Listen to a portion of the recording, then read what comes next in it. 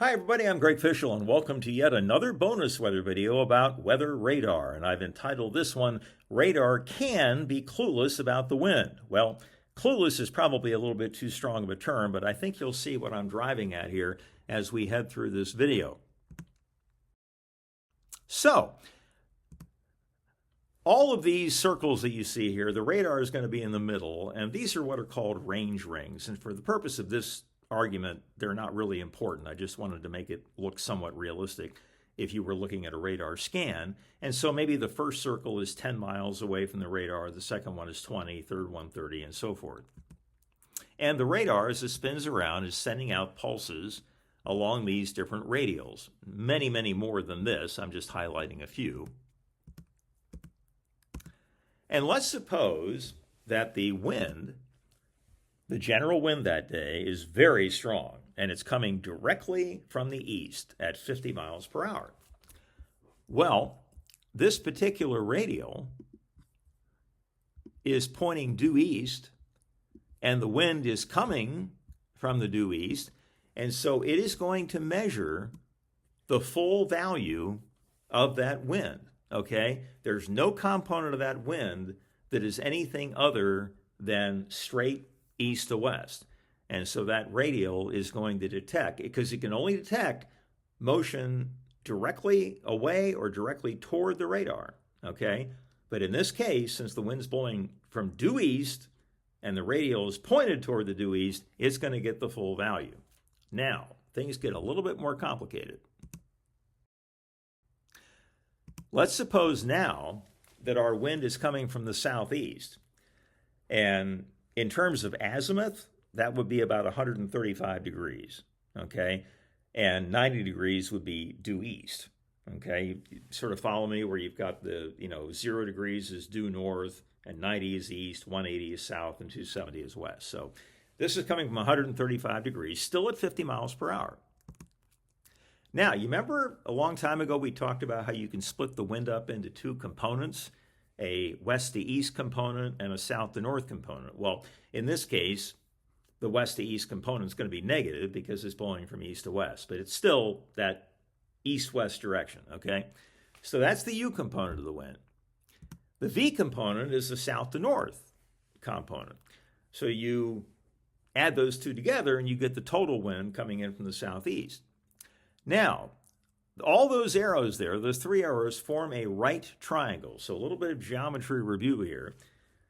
The side opposite the right angle is called the hypotenuse, okay? And in this case, the hypotenuse is the full measure of the wind coming in from the southeast at 50. The U component, and there's an angle here, okay? Now, what is that angle? Well, the U component is 90 degrees, right? And the wind is coming from 135 degrees. Difference between the two is 45. So that angle, denoted by the Greek letter theta, is 45 degrees. Well, the cosine of that angle is equal to the adjacent side to that angle, but not the hypotenuse. I mean, you can make the argument there are two sides adjacent to that angle, but you can't use the hypotenuse, okay? So the only other choice is U, and so the cosine of that angle is going to be the adjacent side divided by the hypotenuse, okay? So if we move on ahead here, the U component of the wind is going to be the total wind times the cosine of that 45-degree angle. Well, it turns out that the cosine of 45 degrees is 0.707. And so when you multiply that times the total wind, you get 35.35 miles per hour. So that radial, when the radar is sending out its pulse toward the due east, it is only going to be able to measure 35.35 miles per hour out of that total 50 because it can't measure anything else but the motion, the component of that motion that is directly toward or away from the radar. Okay? So it only sees about 70% of the total wind. It gets worse. Now let's suppose that the wind is blowing straight south to north at 50. Well, now there is no component of the wind that is blowing along that radial. Everything is south to north. There is no east to west or west to east component.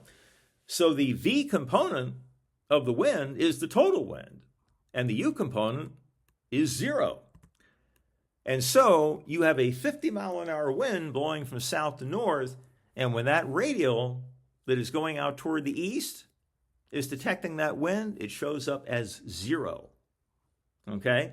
So you have a 50-mile-an-hour wind, and the radar thinks that it's 0, okay? Because it's only measuring that component of the wind that is blowing either directly toward or directly away from the radar. Now, good news, if you can call it this, when it comes to tornadoes, is that because you have a circular motion, there will always be a component of that spinning that is going to be headed toward the radar and a component that's going to be directed away from the radar. So if you can sort of think of looking, maybe you have your two kids on a merry-go-round at an amusement park, and at any one given moment, one of the kids is getting closer to you and the other one is getting farther away. But you know, if you watch it for a time, they're going around a circle. And the same kid that was coming toward you a couple of seconds ago is now going away from you and vice versa.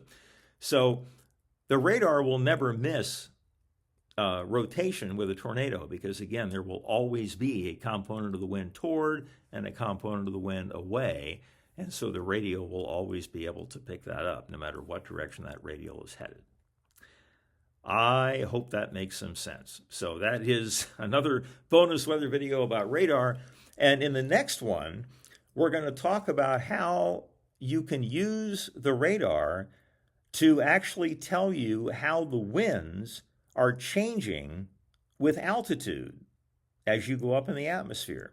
It's almost like the weather balloon's version of, or the radar's version of a weather balloon. And so we'll talk about that on the next bonus video, and that'll be out later on this afternoon. All right, that's it for now, folks. You all take care, and we'll talk to you next time. See ya.